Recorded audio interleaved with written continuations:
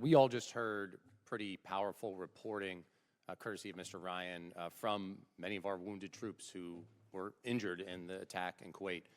Mr. Secretary, you heard direct quotes from some of them via CBS's reporting. They were willing to talk to the press. Things like they were unprepared to provide any defense for themselves in the unit. Things like we were moved closer to Iran to a deeply unsafe area that was a known target.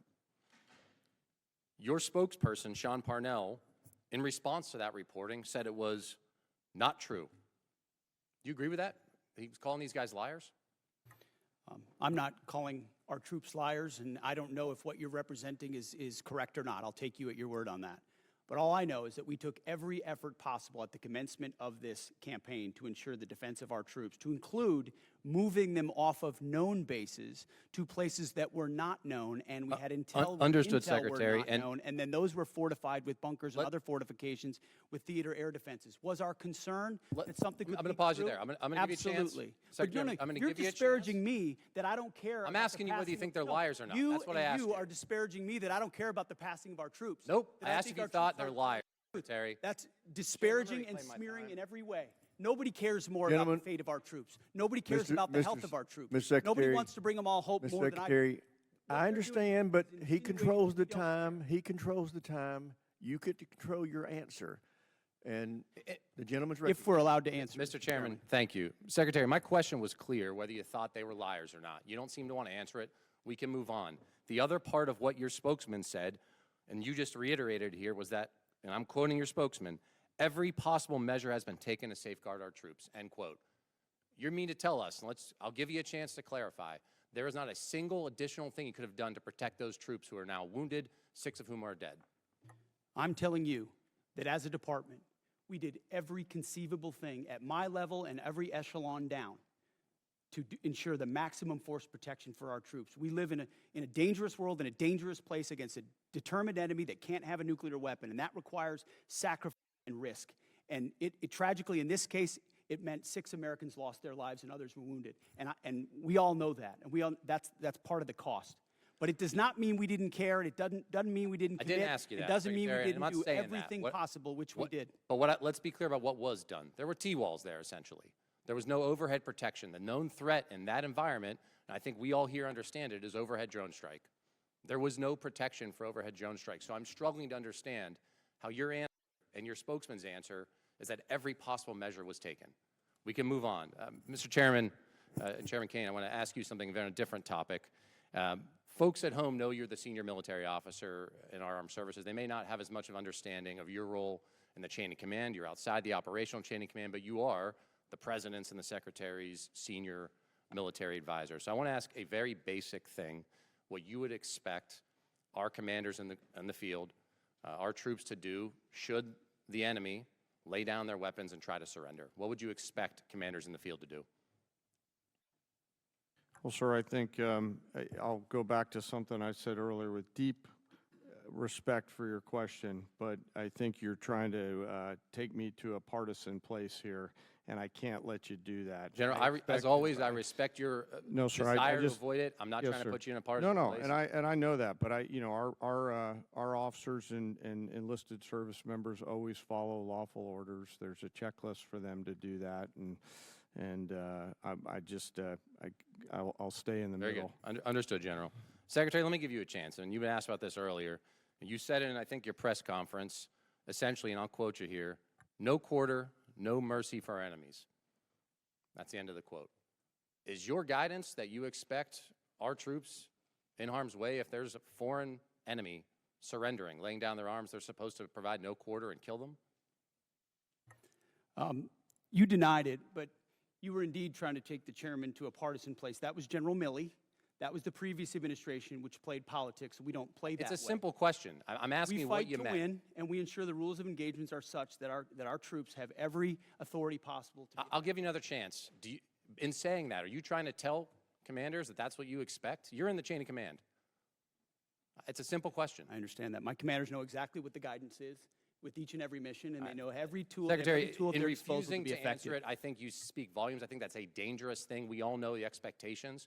We know the law of war. We know what is lawful. I'd expect our commanders to understand that as well. I yield back, Mr. Chairman. Gentleman yields back. Chair, and I recognize. Thank you, Mr. Chairman. Head wounds, heavy bleeding, and then just shrapnel all over. So folks are bleeding from their abdomen, bleeding from arms, bleeding from legs. Secretary Hegseth, do you know who said that?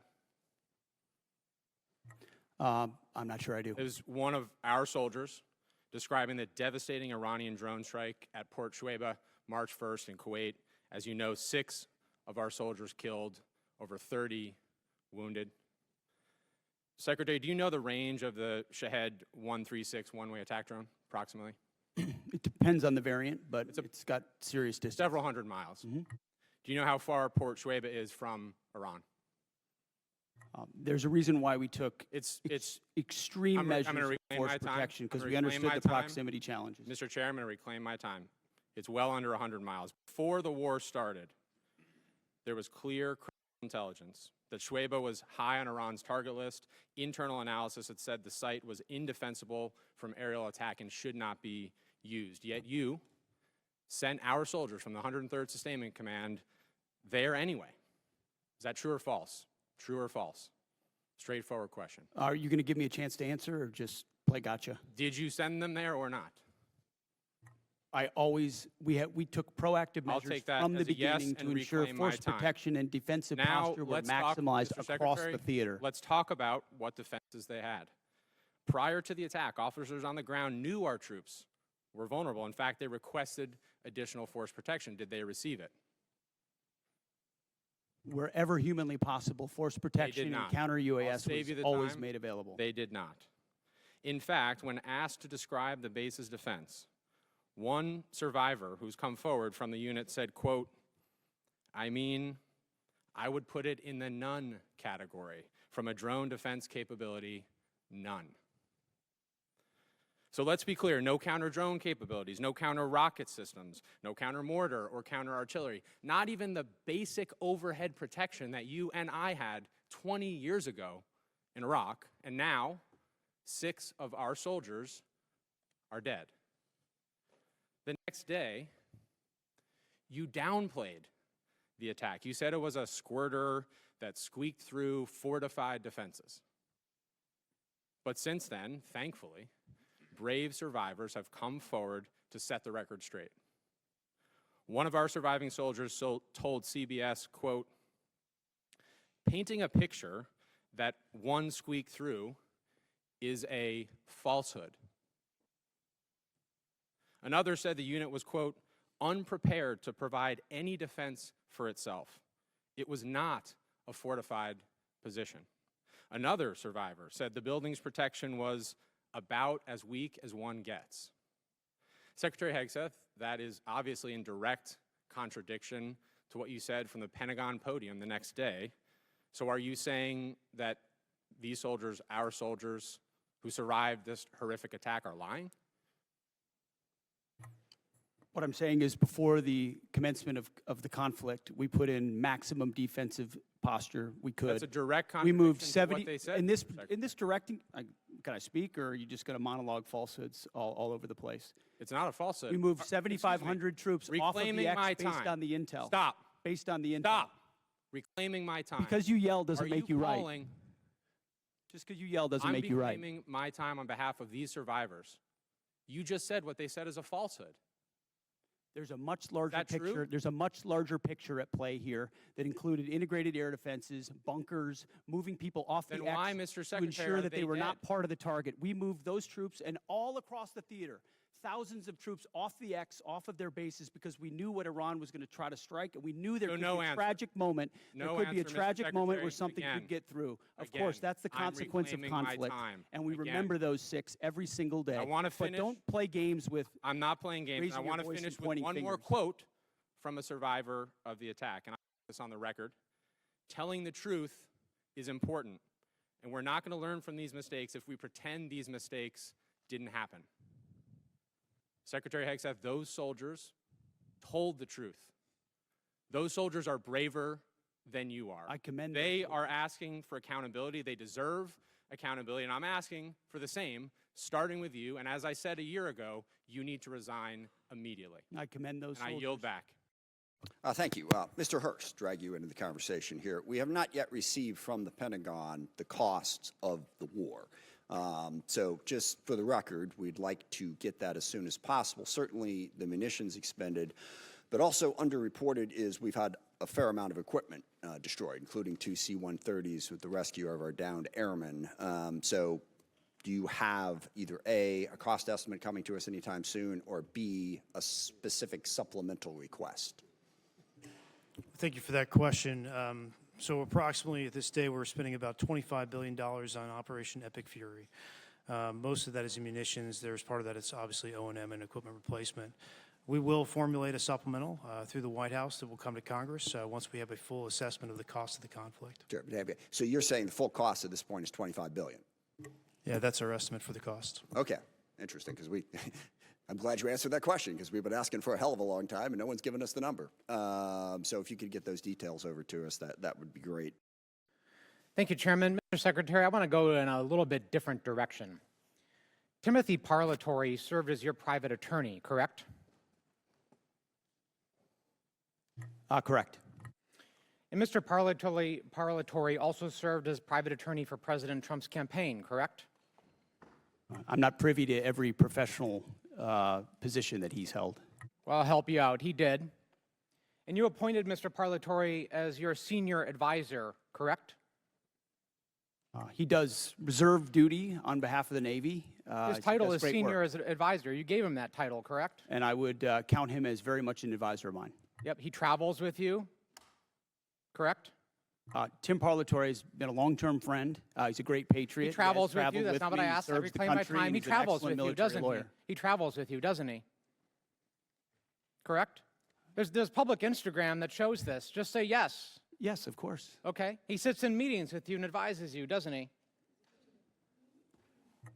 He sits in some meetings on Yeah. occasion. Well, he maintains a desk in an office in the Pentagon, does he not? I'd have to check. You don't know? It's a big Pentagon.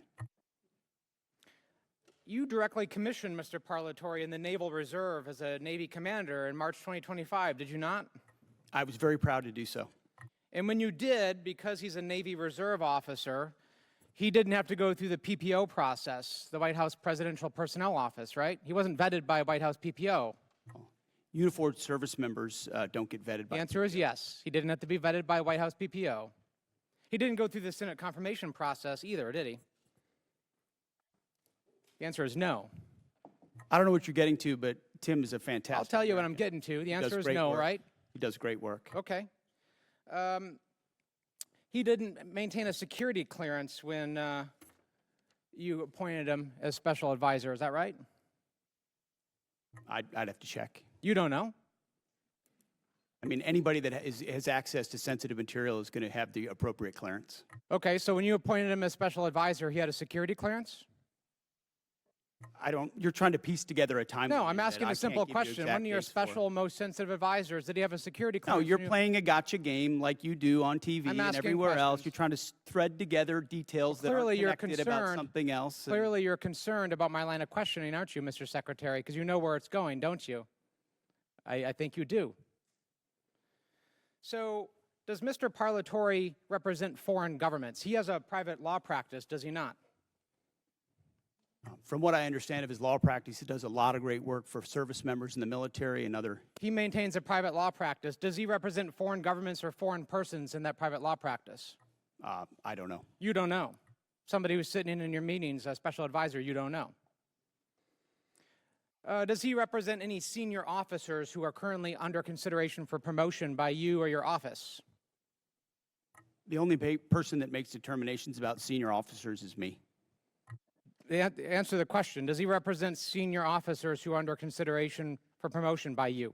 No, I'm the one that makes decisions about choosing. Does he and represent them, finding Mr. senior officers. Secretary? Does he He represent doesn't them? represent anyone. He's a legal advisor and always has But been. he has clients, does he not? He's a legal advisor to me on reserve duty, and he always has been, and he does a fantastic Is it job. true that You're- Mr. you're playing a Parlatore was losing hand, removed? whatever you're I trying to reclaim my play here. time. Is it true that Mr. Parlatore was removed from an investigation by the White House last year? I don't know what you're referring to, but not that I'm aware of. You're not aware of it. Was it true that you were also removed from that same investigation? The answer is yes. No, not that I'm aware of. You're not aware of it. That's interesting. Well, is it true that Mr. Parlatore disparaged President Trump? I don't know what you're referring to, but no. Is it true that Mr. Parlatore was accused by President Trump and his lawyers of lying? What you're accused of is a cute line of questioning that's going nowhere. Well, it's going somewhere, which is why you're not answering the question. Was it true that he was accused of lying by the president's legal team? I'm not familiar to. You'd have to give me the context. Well, it's right of that here. You article, want to look at and the statement from President Anybody Trump's could legal blow up team? a quote and claim it says something, and that's what you're doing in a little stunt. Secretary Hegseth, what I'm really concerned about is you purport to have unfaltering loyalty to President Trump, and yet you are continuously going. Oh, you care a lot I about reclaim my President Trump, time. don't you? You This are going is a behind cute his waste back of your 5 and minutes. appointing A people. huge, I reclaim cute my time. waste of your 5 minutes that I led reclaim nowhere. my time.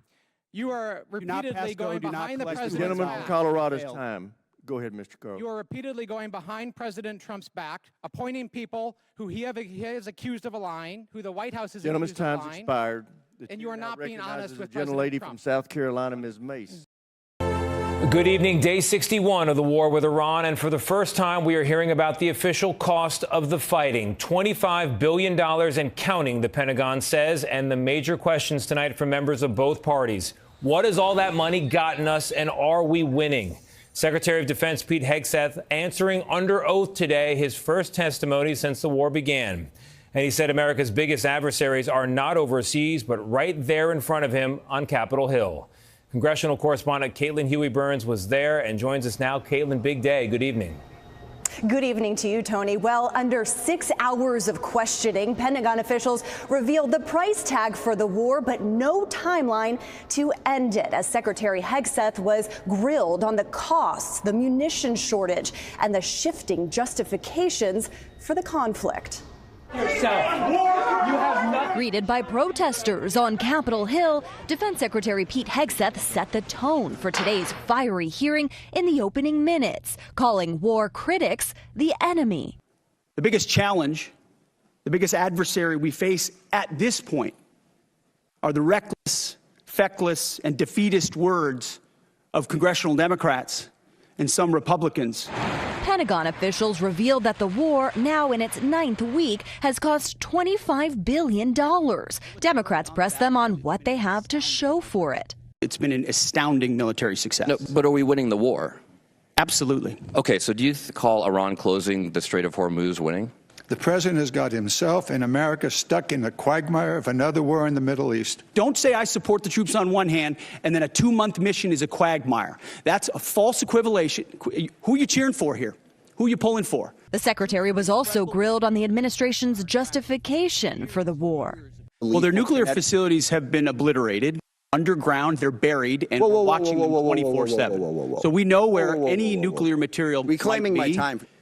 We had to start this war, you just said, 60 days ago, because the nuclear weapon was an imminent threat.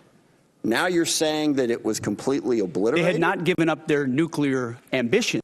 Hegseth was also asked about the Iranian drone strike that killed 6 U.S. troops in Kuwait. 2 lawmakers cited a CBS News exclusive investigation detailing security failures.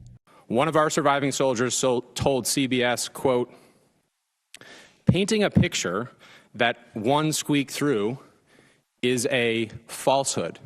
So are you saying that these soldiers, our soldiers who survived this horrific attack, are lying? What I'm saying is before the commencement of the conflict, we put in maximum defensive posture we could. That's a direct We moved contradiction to 70 what they said, in this Mr. direction. Now, if Republicans are concerned about the war, they showed no signs of it at today's hearing. But there was bipartisan pushback on Hegseth's firing of top military officials, which he defended as a need for new leadership. Tony. Caitlin, thank you very much.